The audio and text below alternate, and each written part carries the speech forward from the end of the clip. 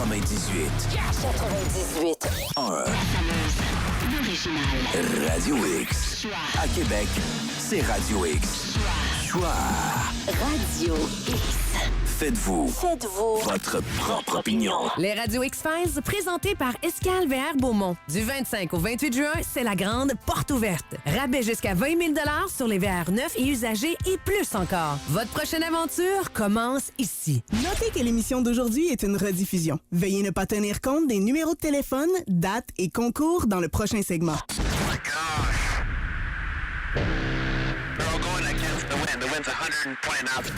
Radio X Files. Avec Christian Page.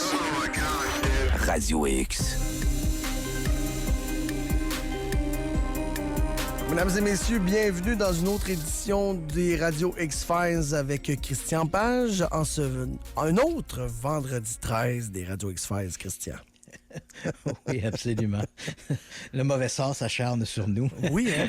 Je ne sais pas s'il y a le même nombre de vendredi 13 à chaque année, mais j'imagine que oui. Là. En fait, non, c'est pas tout à fait vrai. Généralement, Je pense qu'il y en a 3 par année. C'est 3 ou 2. En tout cas, ça varie. Là. Il y a 1 ou 2 années de fil qu'il y en a 3, puis l'année suivante, il y en a 2 ou quelque chose comme ça. Là. Mais bon, en tout cas, bref... ça varie. C'est pas toujours le même nom. On en a eu 2 de vendredi 13, évidemment, parce que les Radio X-Files, c'est le vendredi. Et ce soir, la thématique, ce sera les ovnis, entre autres les ovnis au Canada. Et on va parler également du programme SETI et les limites de la recherche. Oui, tout à fait. Évidemment, les gens qui nous écoutent diront, la semaine passée également, on a parlé d'OVNI, mais il faut comprendre que la semaine dernière, on était dans une émission qui était plutôt les questions du public. Et compte tenu de cette déclaration de Donald Trump qui disait on va rendre public tout le dossier sur les ovnis, évidemment, on a été inondé de questions à ce sujet-là. À quoi doit-on s'attendre? Quand ça va être fait? Qui va être en charge de ça? Ouais. Donc, on a fait une émission spéciale un peu pour répondre à ces questions. On restait quand même dans notre thématique de questions du public, sauf qu'on a regroupé celles qui concernaient ces déclarations de Donald Trump à propos de la publication des dossiers sur les ovnis. Alors que cette semaine, on revient donc à notre émission thématique sur l'actualité qui touche le domaine des ovnis. Et l'actualité a été très intéressante cette semaine. Mais en fait, elle a été très intéressante au cours des 3 dernières semaines, là, si on regarde le retour de l'émission. Il y a tellement de choses, oui. Mais bon, c'est vrai que dans l'univers de l'étrange et du paranormal, là, c'est le phénomène des ovnis, c'est le phénomène qui suscite le plus d'intérêt au niveau des médias. Hein, parce que, il y a toutes sortes de raisons, puis on le comprend d'autant plus qu'il y a depuis quelques mois maintenant, il y a une implication d'ordre étatique. Avant les auditions au Congrès, qui ont débuté en 2022 de mémoire, et la création de ce nouvel organisme également en 2022, qui est l'ARO, l'organisme étatique aux États-Unis pour l'étude des phénomènes aérospatiaux non identifiés. Le phénomène des ovnis avait été un peu oublié par les grands médias. On s'y intéressait moins. Ça restait quand même le sujet le plus populaire lorsqu'on parlait de phénomènes étranges et mystérieux. Mais on en parlait moins que depuis les 3 ou 4 dernières années, là, avec la création de ces organismes, les déclarations récentes de Donald Trump. On a l'impression que l'actualité sur les ovnis ne cesse de rebondir. Christian, on va le voir ce soir. Oui. Je me pose la question. Est-ce que le fait de moins en parler dans les médias dans les dernières années a fait en sorte que les gens en ont pas moins vu, mais est-ce qu'il y a eu moins de signalements, mettons? La réponse est non. Ah, bon. En fait, ce que l'on sait maintenant, l'intérêt des médias a peu d'influence de façon générale sur les observations d'OVNI. L'influence des médias sur les observations d'OVNI, il est, comment je pourrais dire, épisodique. C'est-à-dire que si aujourd'hui, il y aurait une observation d'OVNI très importante au Québec, là, par exemple, des gens voient un OVNI se poser sur les plaines d'Abraham. Imaginons ça. Donc, ça court énormément de journaux vont parler de ça. On peut s'attendre que localement, à Québec, ou plus largement peut-être au Québec, compte tenu de cette observation très importante, il va y avoir une augmentation des observations d'OVNI au cours des semaines qui vont suivre. Là, les gens vont se mettre à lever les yeux au ciel et dès qu'ils vont voir une petite lumière, ben, ils vont dire « Hey, j'ai vu un ovni ». Et très souvent, les gens vont dire des espèces d'associations un peu boiteuses. C'est le genre, le type, il est au Saguenay, il voit une lumière dans le ciel, puis là, tout d'un coup, il dit « Ah ouais, on a vu la même lumière à Québec il y a 3 semaines ». Pas sûr que ce soit la même lumière, tu comprends? On fait une association de ce type-là. Mais bon, le type au Saguenay voit une lumière dans le ciel, puis il y a 3 semaines plus tôt, une personne de Québec a vu une lumière dans le ciel. Je ne veux pas dire que c'est du tout que c'est la même lumière. Et qui plus est, c'est peut-être même pas du tout le même phénomène. Hein. Peut-être qu'un témoin a vu un satellite, par exemple, de Starlink, et l'autre a vu un véritable phénomène non identifié. Donc, il faut faire attention à ce genre de... Souvent, des fois, dans la littérature sur les ovnis, on voit ce genre de truc-là. Le type dit, moi, j'ai vu un ovni en 1972. Par exemple, j'étais à Montréal, j'ai vu un ovni en 72. Et 4 ans plus tard, il y a un article qui est paru dans la presse à Québec où quelqu'un avait vu le même phénomène. Tu comprends, l'association est un peu étrange, tu vois. Mais bon... Fait que non, et donc, s'il y a une observation d'OVNI importante, localement, il y aura, de manière assez spontanée, mais quand même relativement court dans le temps, il y aura une augmentation des observations d'OVNI, mais elles vont vite retomber à un niveau, disons, normal. On le voit dans les médias, disons, d'information, mais on le voit également dans le média de divertissement. Par exemple, quand est sorti des films sur les ovnis très populaires, moi, je pense, par exemple, ma référence, c'est souvent la Rencontre du troisième type en 1977, c'est le chef-d'œuvre de Spielberg. Ben, on a vu, évidemment, le film était diffusé partout, là, aux États-Unis, en Amérique du Nord et en Europe. On a vu, en 1977, dans la deuxième moitié de 1977, on a vu une augmentation des observations d'OVNI à travers le monde. Elles étaient visiblement conséquentes de la sortie sur grand écran du film La Rencontre du troisième type. Mais là, évidemment, on est dans l'univers du divertissement et on parle d'un film qui a eu énormément d'impact auprès du public. Mais les observations d'OVNI en tant que telles, oui, bon, si on en passe, s'il y a une observation importante dans une petite région, il est possible que dans la même région, dans les semaines ou les jours qui vont suivre, qu'il y aura des augmentations d'observation. Mais ça reste quand même très anecdotique. OK. Mais parlant d'observation d'OVNI, puisqu'on en parle beaucoup, il y a quand même un phénomène, une activité qui est pratiquée chaque année, et c'est la publication du rapport annuel des observations d'OVNI à l'échelle pan-canadienne. En fait, c'est une initiative qui a été lancée en 1989, donc ça fait quand même un petit bout de temps, oui. Et ça a été lancé par Chris Rutkowski. Pour te le situer un peu, Chris Rutkowski se définit un peu comme un ufologue, mais c'est plutôt un touche-à-tout un peu de l'étrange et du paranormal. Il travaille à l'université de Winnipeg, au Manitoba. Et Chris Rutkowski, je te dirais que c'est un individu, c'est un peu un pendant d'un Christian Page, hein, je veux dire, okay. Mais davantage pour la question des ovnis. Alors que moi, je m'intéresse un peu à tout. Chris Rutkowski aussi, mais lui, spécifiquement sur les ovnis. Et il fait vraiment un excellent travail.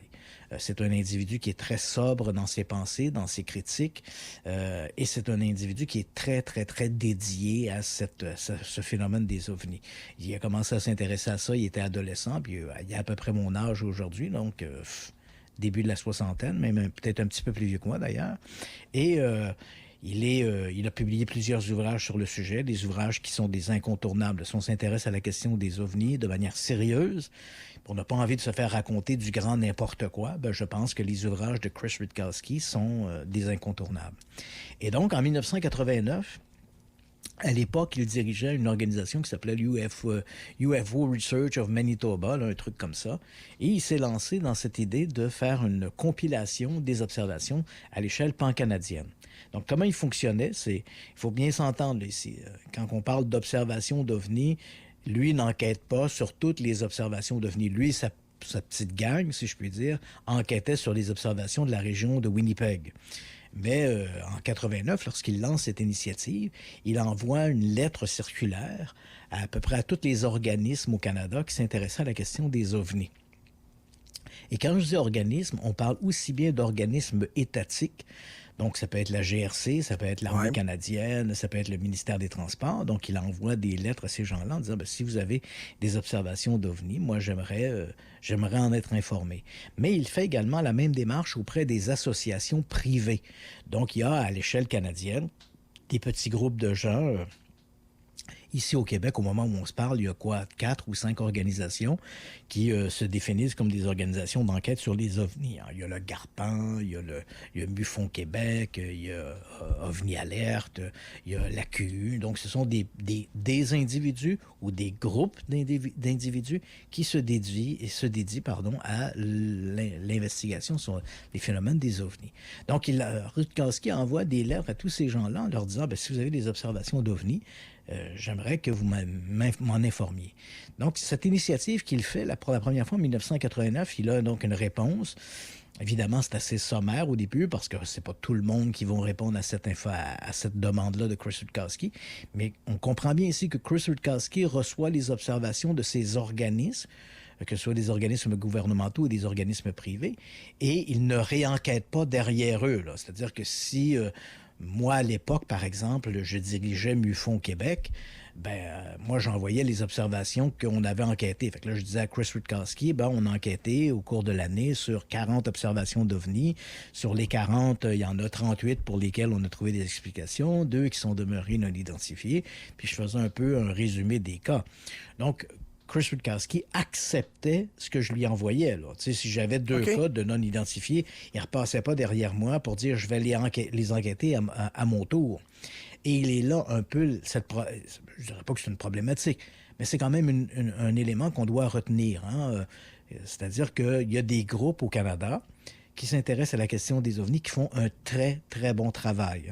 C'est vrai que souvent, j'ai tendance à tirer à boulet rouge sur les ufologues, mais il y a quand même des organismes au Canada qui font un très, très bon travail. Mais en même temps, on a aussi, à l'autre bout du spectre, on a des gens qui sont là pour faire la promotion des petits hommes verts. Eux, tout ce qu'ils voient, une lumière dans le ciel, c'est automatiquement des extraterrestres qui nous rendent visite. Il y a donc des gens, des individus, et il y a également des organisations qui sont exactement de cet acabit-là. Donc, tu comprends qu'une observation d'OVNI enquêtée par un groupe très rigoureux sur le terrain, qui va déclarer cette observation comme étant non identifiée, elle n'a pas le même poids que l'observation d'une gang de zigotos qui voit des extraterrestres partout. Absolument. Oui.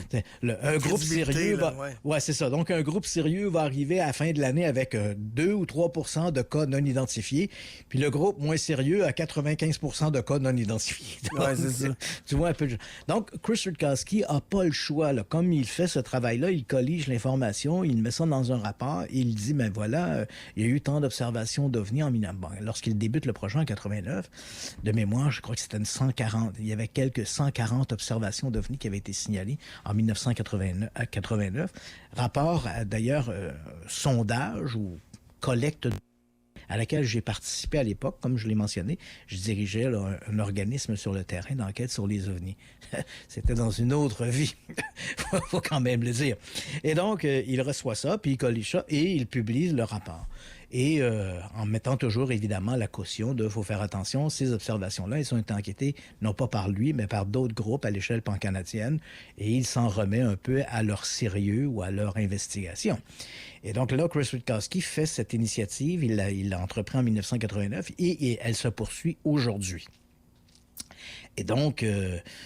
c'est la raison de cette actualité. Il a publié, il y a 2 jours, il a publié le rapport 2025, 3 jours maintenant, le rapport 2025 sur les observations d'OVNI pour l'année en question. Là.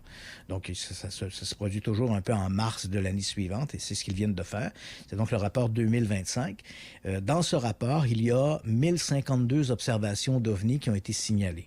Encore une fois, comme je l'ai mentionné, il fait appel à la collaboration d'organismes civils, privés. Il fait également appel à des organismes étatiques, le ministère des Transports, ministère de le département, le ministère de la Défense, et bien sûr la GRC, qui est un des premiers en dehors du Québec et de l'Ontario. La GRC devient, dans la plupart des provinces canadiennes, devient l'intervenant premier sur le terrain. Donc, c'est généralement vers eux que les gens qui observent des phénomènes aériens non identifiés vont le signaler. Donc, on a eu 1000 pour l'année 2025. Donc, voici les chiffres. On a eu 1052 observations d'OVNI qui représentent 1006 témoins. Parce que tu auras compris que certaines observations, qu'il y avait 2, 3 ou 4 témoins. Quoique, généralement, les observations, la grande majorité des observations n'ont qu'un seul observateur. Ce qui représente, on fait un calcul sommaire, tu as 1052 observations, ça veut dire qu'au Canada, à peu près toutes les 8 heures, quelqu'un signale l'observation d'un phénomène aérien qu'il juge non identifié. Okay. C'est important de mentionner qu'il juge non identifié, ce qui est quand même assez important. De ce nombre, quand on collige toutes ces données, parce que lorsque Chris Witkowski demande aux gens d'envoyer leur rapport d'observation, il demande des observations d'OVNI, mais ce sont des signalements généraux. Il ne demande pas d'envoyer essentiellement les cas non identifiés. C'est tous les cas qui ont été rapportés comme des ovnis, même si après enquête, certains ovnis se sont révélés des satellites, des ballons, des planètes, peu importe. Chris Witkowski collige l'ensemble de toutes ces données. Et donc, de ce nombre, de ce 1052 observations d'ovnis rapportées pour 2025, il y a à peu près le chiffre très précis, c'est 3,42. Donc, on peut dire entre 3 et 4 observations, 3 à 4 % des observations qui sont demeurées non identifiées. Encore une fois, il faut le préciser, non identifié entre les mains d'un groupe très sérieux et entre les mains d'un groupe qui crie au petit bonhomme vert à tout bout de champ, ça n'a pas le même poids. Mais bon, c'est 3,42 observations dites non identifiées. Et même si les cas demeurent non identifiés ne signifie pas forcément extraterrestre. On s'entend bien là-dessus. Non, c'est ça.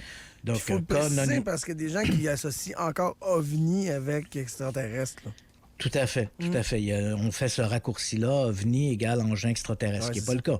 On a ici entre 3 à 4 % d'observations pour lesquelles on n'a pas trouvé d'explication. Et ça peut être pour une foule de raisons.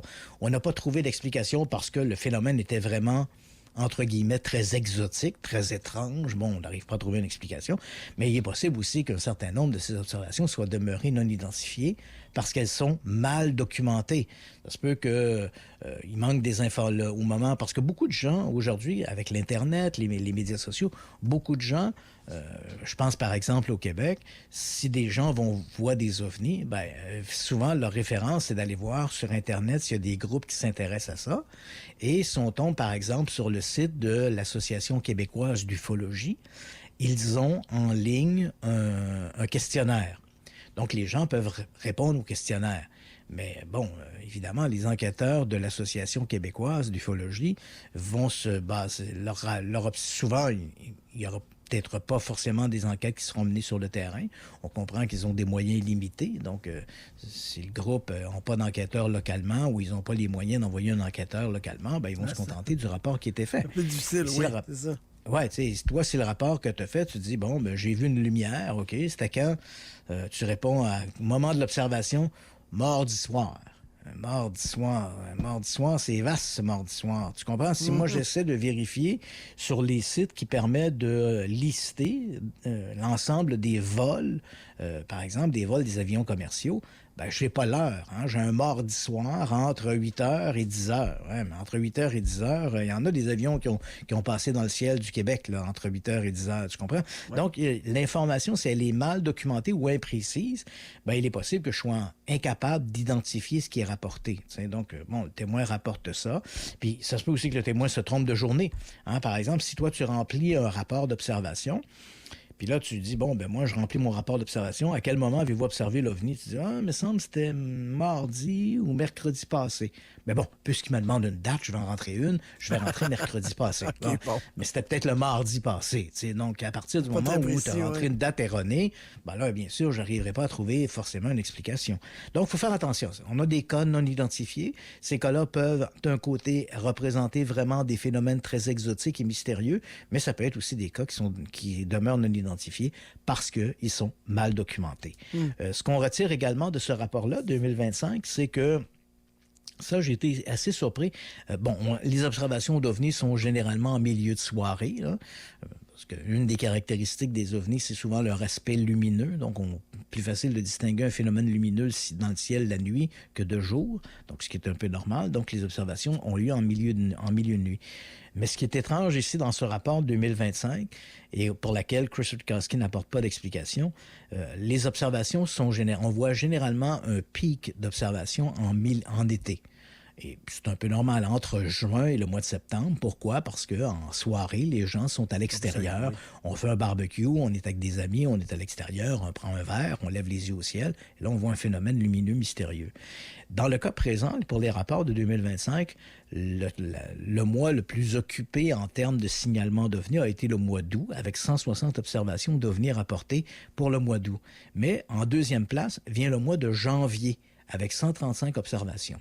Et ça, c'est assez surprenant parce que généralement, dans les années précédentes, les mois d'hiver sont les mois où il y a le moins de signalement d'OVNI parce que, bon, bien sûr, les gens sont à l'intérieur, donc ils ont moins de possibilités ou d'opportunités de voir le ciel. Mais là, dans le cas présent, pour 2025, on a le mois d'août avec 160 observations et le mois de janvier avec 135 observations. Donc ça, c'est quand même... Ensuite, on revient au mois d'été, mais quand même, cette anomalie du mois de janvier méritait d'être soulignée.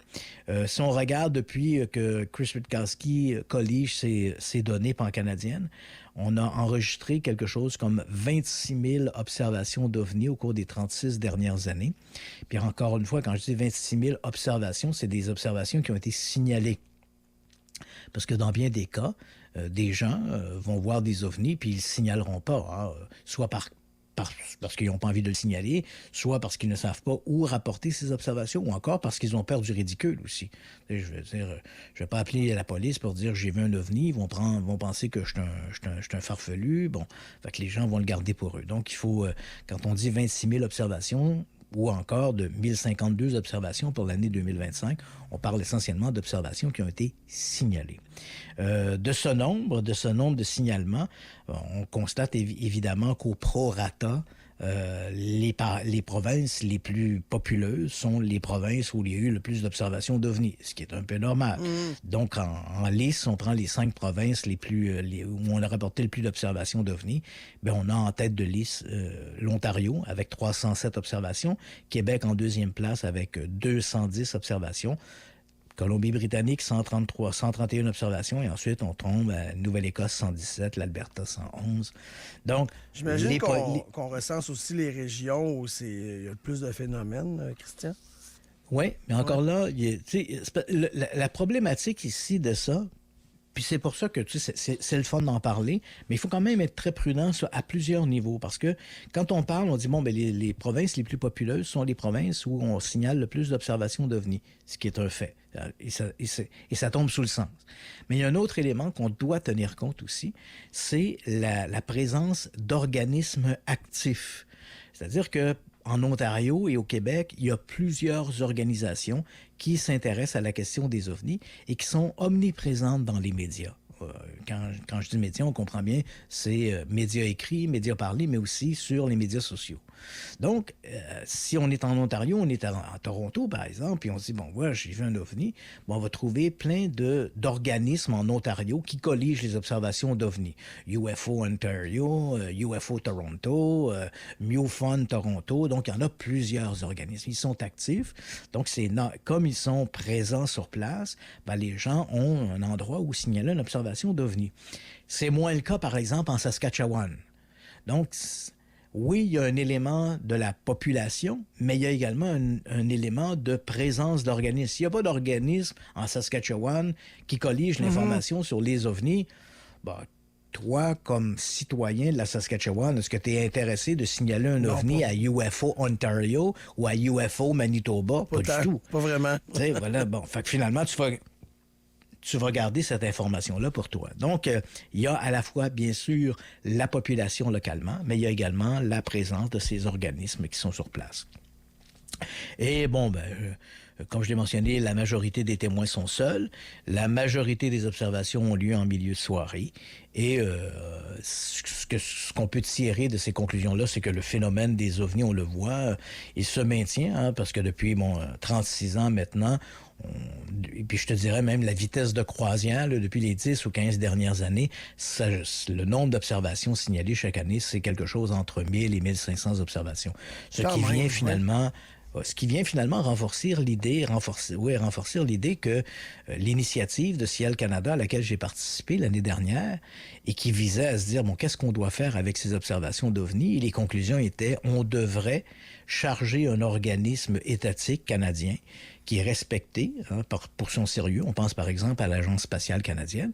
On pourrait donc charger un organisme comme ça où les gens, peu importe où on est, qu'on soit en Ontario, en Saskatchewan, en Colombie-Britannique, il y a l'Agence spatiale canadienne. Les gens pourraient signaler une observation d'OVNI et ils trouveraient à l'autre bout du fil des intervenants qui sont qualifiés. C'est-à-dire que donc des gens qui pourraient dire, OK, je prends votre déclaration, puis ce que vous me dites en fonction de l'heure ou ce qui est observé, c'était peut-être une planète, c'était peut-être un satellite. Ces gens-là sont qualifiés pour répondre à ça. Moi, j'ai toujours été frappé de voir comment dans certains groupes d'amateurs d'OVNI connaissent mal leur ciel. Tu sais, je leur demandais, OK, toi, tu es un amateur d'OVNI, etc. L'étoile qu'on voit là au bout de mon doigt, là, c'est quelle étoile? Pas, OK. Ils savent pas. Et bon, c'est quoi les phases de la Lune ou la luminosité de Vénus? Ils le savent pas. Donc, comment est-ce que tu peux te référer à ces gens-là en espérant que ces gens-là qui connaissent mal leur ciel pourront éventuellement trouver une explication à un phénomène que tu as observé. Alors que les gens de le projet de Ciel Canada disaient, au moins, si les gens peuvent s'adresser à un organisme comme l'Agence spatiale canadienne, on est certain qu'on aura au bout du fil des gens qui vont prendre le relais et qui pourront à la fois répondre aux questions du public, mais en même temps pourront aussi répondre aux questions des médias qui s'intéressent à la question des OVNI, puis ils veulent avoir un intervenant qui soit qualifié, ils vont trouver une oreille attentive, puis quelqu'un qui pourra répondre à leurs questions. Donc voilà, c'était pour les OVNI au Canada. Oui. Donc se rappeler que 1052 observations d'OVNI, le phénomène se maintient et on a à peu près entre 3 et 4 % de cas qui sont demeurés non identifiés. C'est fort intéressant. Au retour de la pause, Christian, d'autres sujets, évidemment, concernant le thème de la soirée des OVNI, mais le programme SETI, entre autres, qui existe depuis de nombreuses années. Bref, moi, j'ai déjà participé avec un écran de veille. Oui, c'est ça. Oui, SETI at home, SETI at home. Oui, c'est le fun. Oui, OK, on s'en reparle après la pause. Parfait, bougez pas. Vous êtes dans les Radio X-Files sur les ondes de choix 98 ans Radio X. Radio X Files. Avec Christian Page. Radio X. Le show du matin. Week-end. C'est aphrodisiaque pour moi. Avec Carbo. Ça n'a pas de bon sens. Samedi et dimanche, 6h. Radio X. Présenté par Magic Resin. Votre choix de confiance pour vos projets d'époxy. Plancher de garage, sous-sol ou atelier avec un époxy durable, professionnel et facile à appliquer. magicresin.ca. C'est la vente 88 chez Maxi. Venez profiter de nos meilleures baisses de prix, dont les cerises à 1,98 $ la livre, 4,37 le kilo. Le beefsteak d'Aloyo à 9,88 $ la livre, 21,78 le kilo. Le fromage du Québec à 5,47 $. Plus de détails en circulaire et chez Maxi. Attention, votre cours risque de devenir le spot du Party Piscine cet été grâce à Concept Piscine Design. Profitez de nos piscines hors terre 18 pieds, équipées et installées à partir de 4 349 $. Puis ça, sachez-le, c'est vraiment pas cher. Et complétez votre cours de party avec nos meubles de salon extérieur parfaits pour recevoir tout votre monde avec des rabais allant jusqu'à 1 000 $. Concept Piscine Design, Autoroute Henri IV, sortie Sainte-Geneviève. Installateur de bonheur depuis 35 ans. Du 26 au 28 juin, assistez au Pow-Wow international de Wendake, présenté par Desjardins. Accès gratuit aux artisans, ateliers et plus encore. Achetez vos billets pour les compétitions au cercle de danse et au spectacle powwowwendake.ca. Un événement haut en couleur pour toute la famille. À Québec, un Ford, ça se penche chez Desjardins. Les vacances approchent, c'est le moment idéal pour prendre le volant d'un nouveau Ford. Profitez jusqu'à 8 000 $ de rabais sur le F-150 2026 et jusqu'à 5 500 $ sur le Bronco Sport 2026. En plus, obtenez jusqu'à 1 250 $ en crédit d'accessoires sur les F-150, Bronco, Bronco Sport, Ranger et Maverick. Véhicules en inventaire et livraison rapide. Un Ford, ça se penche chez Desjardins Ford. 175 rue du Marais. Bonjour, ici Carole. Comme je sais plus comment vous le dire, je vais vous faire un dessin. Une image vaut 1000 mots qui disent un gros feu de rebut avec un bidon d'essence. Là-dessus, tiens, un beau gros X. Un feu de camp pas éteint, quinte-toi, on le barre. Un mégot de cigarette dans le bois, tu le vois? Ben un gros X là-dessus aussi. Excuse Carole, justement, on le voit pas parce qu'on est à la radio. T'es-tu sérieux, là? Regarde, c'est simple. Évitons les feux évitables. J'espère que c'est clair. Un message de la Sopfeu avec la participation financière du gouvernement du Québec. Votre porte de garage fait un bruit insupportable? Ici Caroline Bergeron. Et Laurent Grenier. Associé chez Porte Gignac. Depuis plus de 75 ans, on est la référence en vente, installation et réparation de portes de garage. Et fier distributeur des produits Garaga. En plus, nos tarifs compétitifs n'affectent pas votre portefeuille. Peu importe vos projets, nos experts sont là pour vous supporter. Et oui, on installe les produits Garaga, reconnus pour leur qualité. Service 24/7. Vous cognez à la bonne porte. Porte Gignac, ça rapporte à gignac.com.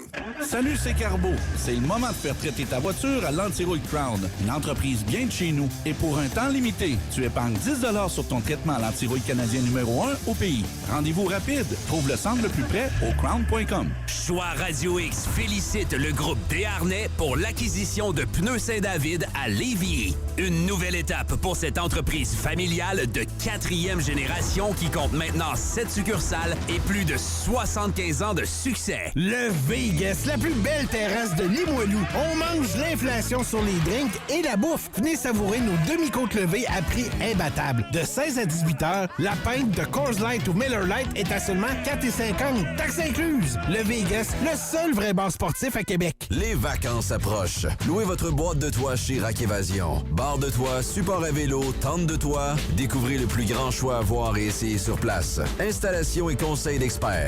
Rack Évasion, 1240 Charest-Ouest à Québec. rackévasion.ca. Du 25 au 28 juin, le Festibiaire de Lévis débarque avec encore plus de musique et encore plus de découvertes.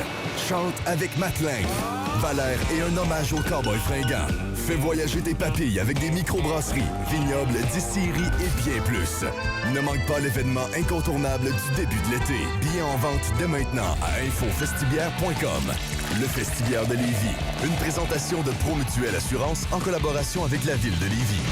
T'as ta classe 3, ta carte ASP Construction et t'es en bonne forme physique? Pompage Industriel recrute des opérateurs de pompe à béton. Formation offerte à l'interne, conditions CCQ, heures supplémentaires payées et possibilités d'avancement. Postule au pompageindustriel.com, section carrière. Le déménagement approche? Simplifiez-vous la vie avec Mini Entrepôt Space. Des unités propres, sécuritaires et accessibles. Découvrez notre promo spéciale Déménagement. Mini Entrepôt Space, 3 succursales. Québec, Trois-Rivières et Sherbrooke. Les Radio X-Files, présentés par Escale VR Beaumont. Du 25 au 28 juin, c'est la grande porte ouverte. Rabais jusqu'à 20 000 $ sur les VR neufs et usagés et plus encore. Votre prochaine aventure commence ici. Notez que l'émission d'aujourd'hui est une rediffusion. Veuillez ne pas tenir compte des numéros de téléphone, dates et concours dans le prochain segment.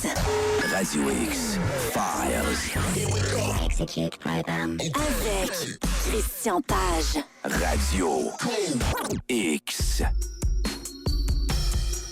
On est de retour dans les radios X-Files sur les ondes de choix 98h Radio X. Christian Page, je te disais juste avant la pause, oui, SETI, je connaissais le programme, mais depuis un écran de veille au début des années 2000, peut-être. Oui, tout à fait. C'était le programme SETI at Home. Oui, exact. Où les administrateurs du programme SETI avaient demandé aux gens, à la maison, à des particuliers, si vous avez un ordinateur que vous n'utilisez pas la nuit, ben pourquoi pas le mettre à la disposition de SETI pour qu'on puisse décanter un certain nombre d'observations qui sont observées. En fait, des observations qui sont enregistrées par les radiotélescopes à travers le monde, qui font le travail de surveiller ou de documenter les bruits du ciel, parce que l'univers, il est bavard. Donc, on écoute les signaux qui arrivent de l'espace et on essaie de trouver dans ces signaux une espèce de modèle qui reviendrait, ce qu'on pourrait appeler une technosignature. Et le programme SETI at Home visait justement à utiliser tous les ordinateurs pour pouvoir décanter cette masse tout à fait incroyable d'informations.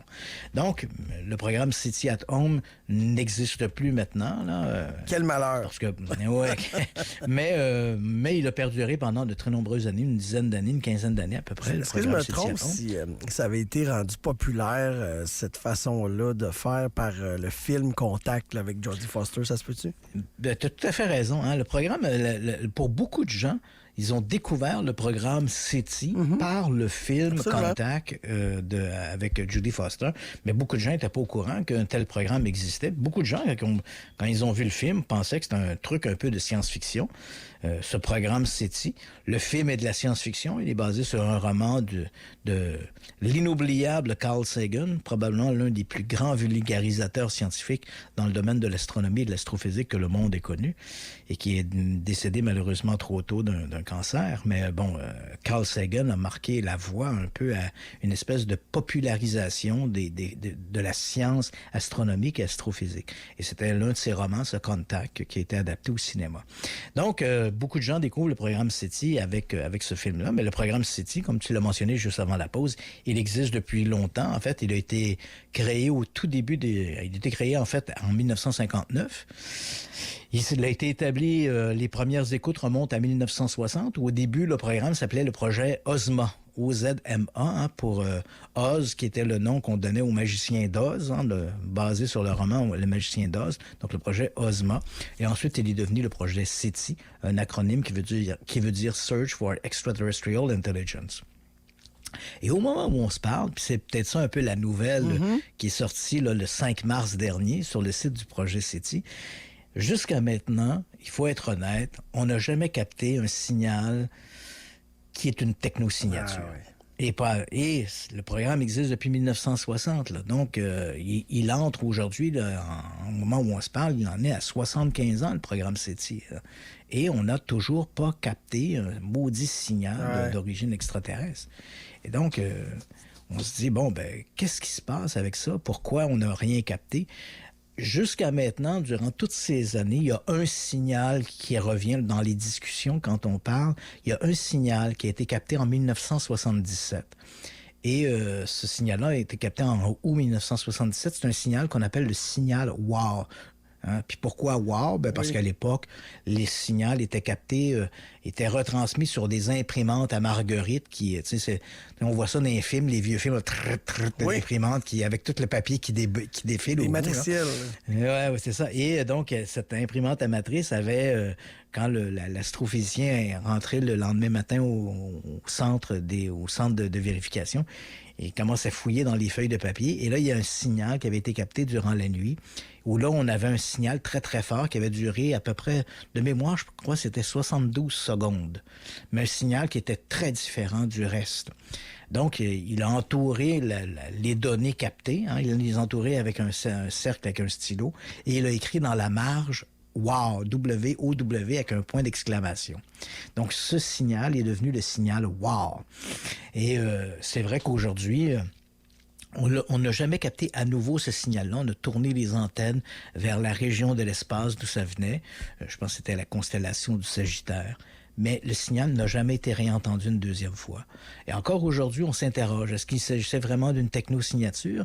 Est-ce qu'il s'agissait d'une erreur de captation, un message envoyé par un de nos propres satellites ou par un satellite espion qui aurait été capté par les antennes radio? On ne sait pas. Il y a plusieurs hypothèses qui ont été avancées, mais honnêtement, il n'y a aucune certitude quant à la nature du programme WOW, du signal WOW. Pour le reste, depuis 1960, on a capté quelques signaux radio intéressants, mais rien qui soit renversant. Ici, là, on a un petit signal, quelques secondes, ça pourrait être intéressant, mais rien de très concret. Et là, bien évidemment, on se pose la question, et c'est ce qu'on appelle le paradoxe de Fermi. Si l'univers est si âgé, l'âge de l'univers, c'est, on s'en fera pas dans les fleurs du tapis. Milliards d'années. C'est 14 milliards d'années. Quand même. La Voie lactée, elle, est apparue assez rapidement. Là. Donc, l'univers apparaît il y a 14 milliards d'années. À peu près 1 milliard d'années plus tard, la Voie lactée se forme. Donc, on est à peu près à 13 milliards d'années. Et notre Soleil, lui, il est apparu il y a 4 milliards d'années. Puis à peu près 4 milliards et demi d'années, notre Soleil, et la Terre apparaît presque au même moment. Donc, si on se dit, la Terre est apparue, là, suis-moi bien, et suis le raisonnement des astrophysiciens, là, c'est plus ce raisonnement-là que le mien. Si l'univers si les galaxies ont commencé à se former très rapidement, la preuve, ça prend à peu près 1 milliard d'années à partir de la création de l'univers pour que la Voie lactée apparaisse. Et donc, il y a 13 milliards d'années. Le Soleil apparaît il y a 4 milliards d'années.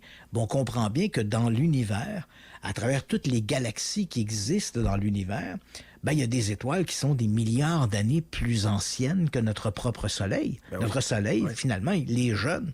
Donc, on peut imaginer qu'il y a dans notre propre Voie lactée, puisque la Voie lactée a 13 milliards d'années, dans notre Voie lactée, ben, il y a probablement des étoiles qui sont apparues 7, 5... 4 ou 10 milliards d'années avant notre propre Soleil. Donc, si ces étoiles-là sont apparues avant notre Soleil et qu'elles ont abrité des planètes avec des formes de vie, que la vie est apparue, ben, il y aurait forcément, ailleurs dans l'univers et ailleurs dans notre Voie lactée, il y aurait des étoiles plus vieilles avec des civilisations beaucoup plus avancées que la nôtre. Et le paradoxe de Fermi, ben, c'est Enrico Fermi, un physicien dans les années 50 qui avait lancé ça en disant, ben là, s'il y a autant d'étoiles dans notre Voie lactée, puis il y a tant d'étoiles dans l'univers, puis il y a tant de civilisations qui pourraient exister dans l'univers, pourquoi est-ce qu'on ne les voit pas et pourquoi ils ne sont pas ici? Donc, tu comprends, c'est un peu une problématique, là. C'est ce qu'on appelle le paradoxe de Fermi. Et c'est vrai, ça fait 70 ans qu'on écoute l'espace, puis en dehors du signal loin, on n'a rien capté.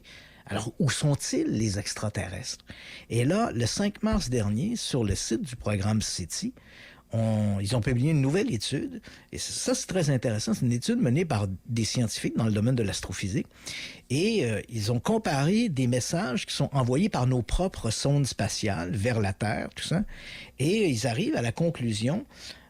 En fait, il y a certaines étoiles qui entraînent des espèces de... Des turbulences de plasma.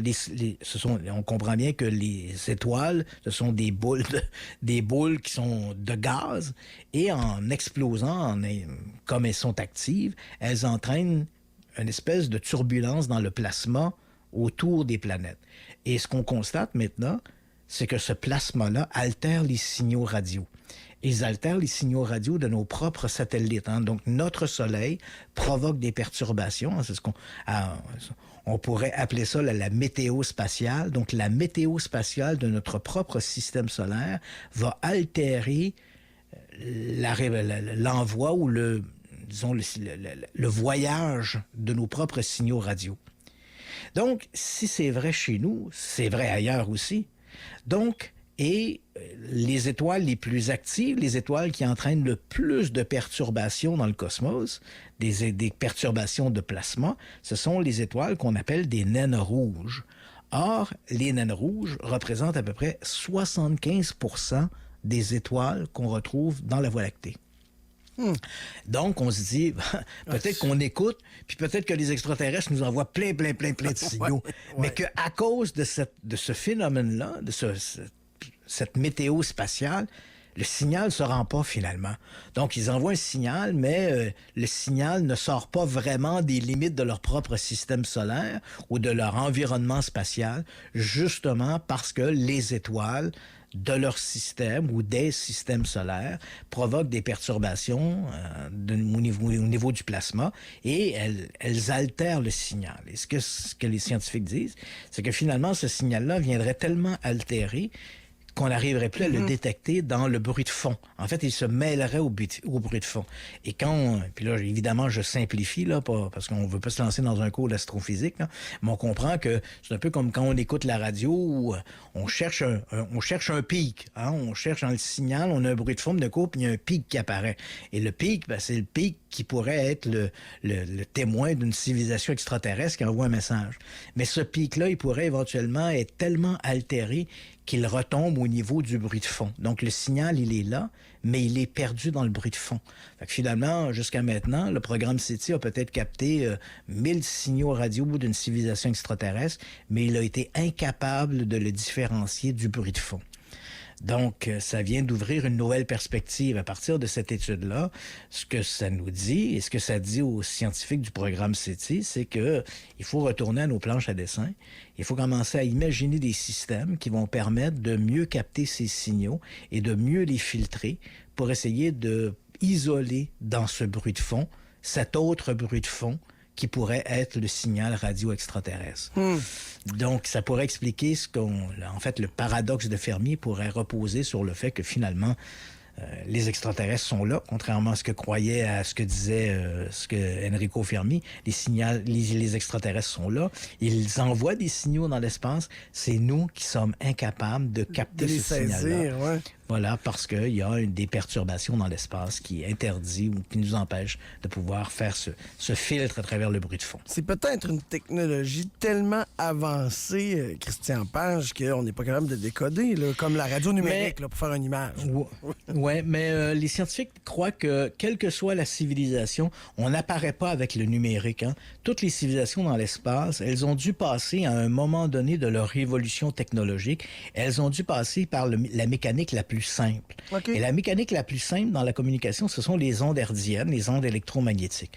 Donc, même si on aurait une civilisation qui serait très, très, très en avance et qui n'utiliserait plus les ondes électromagnétiques, quelque part dans son évolution, 1000 ans, 2000 ans ou 10 000 ans plus tôt, elle en serait passée par les ondes électromagnétiques. Et à ce moment-là, elle aurait émis un signal dans l'espace. Le signal serait allé dans l'espace. Parce que le signal qu'on va capter, il faut bien s'entendre, là, c'est pas un signal direct.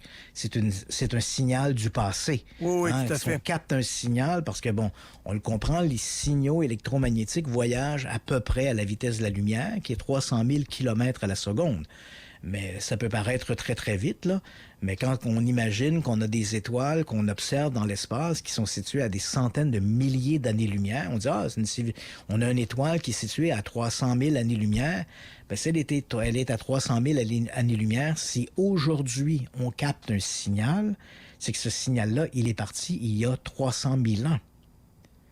Donc, c'est pour ça que je te dis, si une civilisation, même si au moment où on se parle, en 2026, si on pouvait voyager instantanément sur cette planète-là, on découvrirait peut-être une civilisation qui n'en est plus à utiliser des ondes électromagnétiques. Mais dans son passé, elle aurait utilisé des ondes électromagnétiques, et ce sont ces ondes électromagnétiques qu'on devrait être susceptible de capter, mais on ne les capte pas. Et là, donc, cette nouvelle étude semble dire, c'est peut-être parce qu'elle est perdue dans le bruit de fond. T'sais.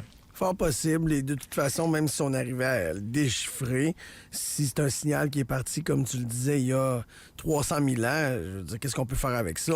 Pour envoyer, on peut pas... Ah, tout à fait. Donc, d'ailleurs, tu comprends bien la problématique. Ben oui. La problématique n'est pas d'espérer communiquer. Ça n'arrivera pas, ça. Il n'y a pas...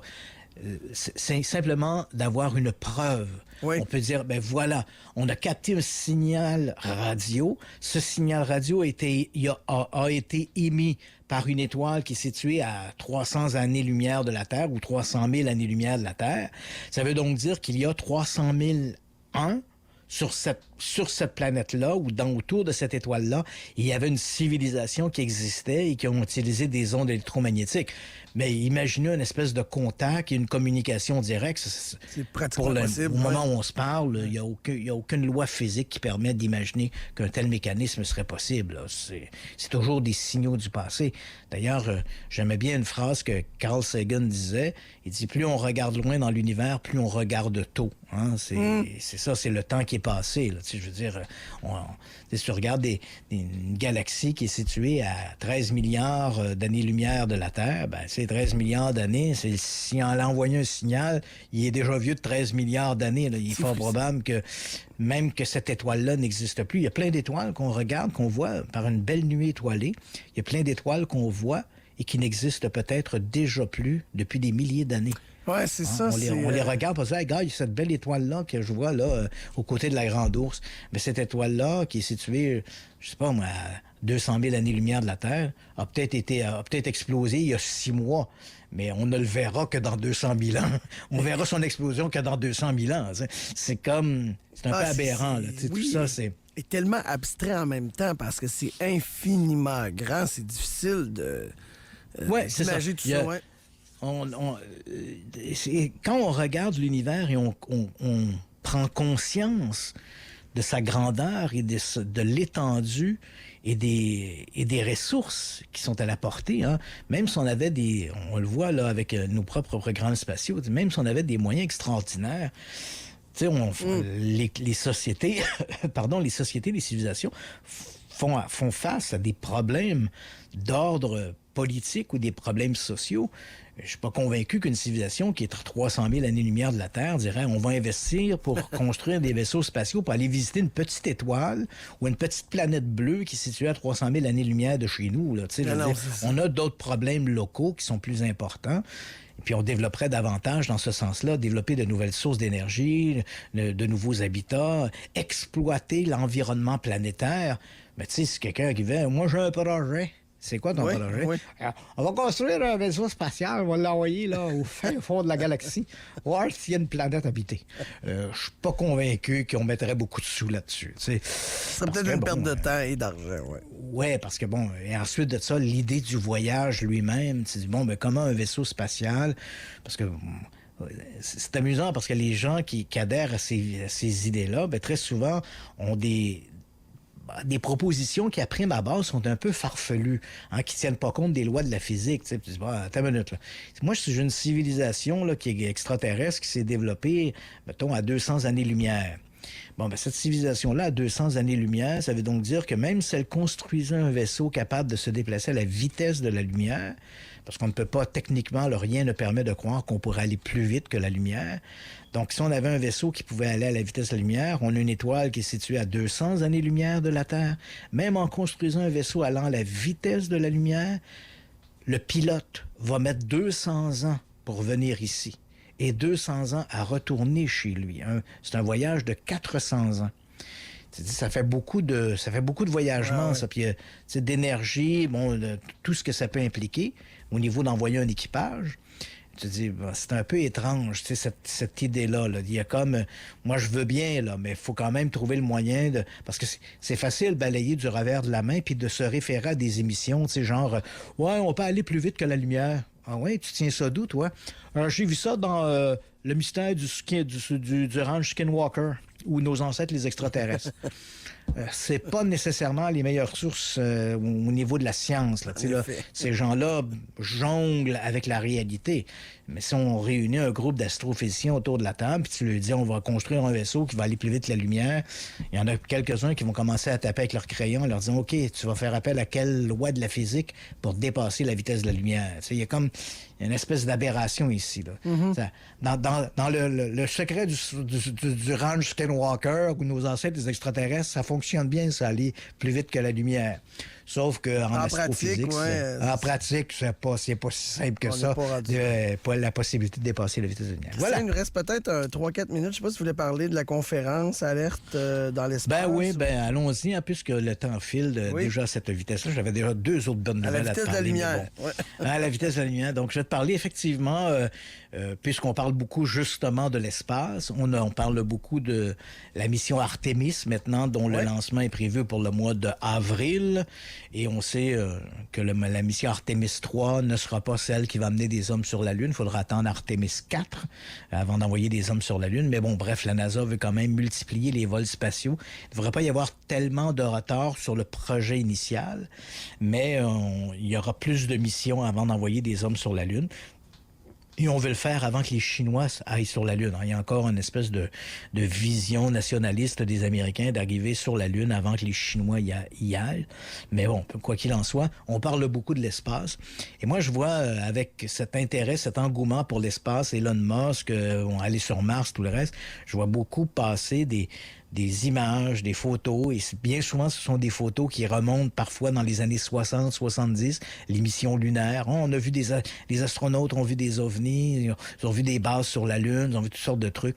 Donc, ce que j'ai décidé de faire, je l'avais déjà fait il y a quand même quelques années, à la fin des années 2010, je crois 2017, 2018, j'avais fait une conférence qui s'appelait Alerte dans l'espace. J'ai décidé de ressortir le matériel, le mettre à jour, et donc là, le 9 mai prochain, je donnerai cette conférence à l'Université Laval, salle Hydro-Québec.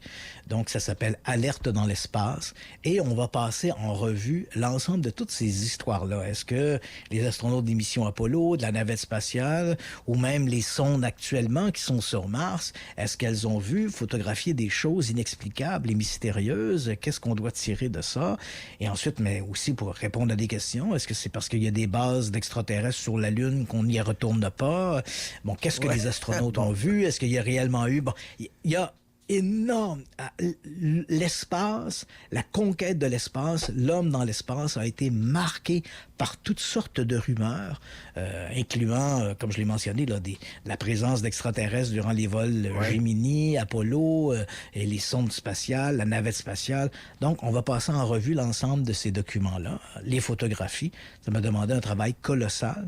Je remercie d'ailleurs le Centre spatial de Houston, le Johnson Space Center, qui m'ont beaucoup aidé parce que je serais encore à essayer de gosser sur des photos.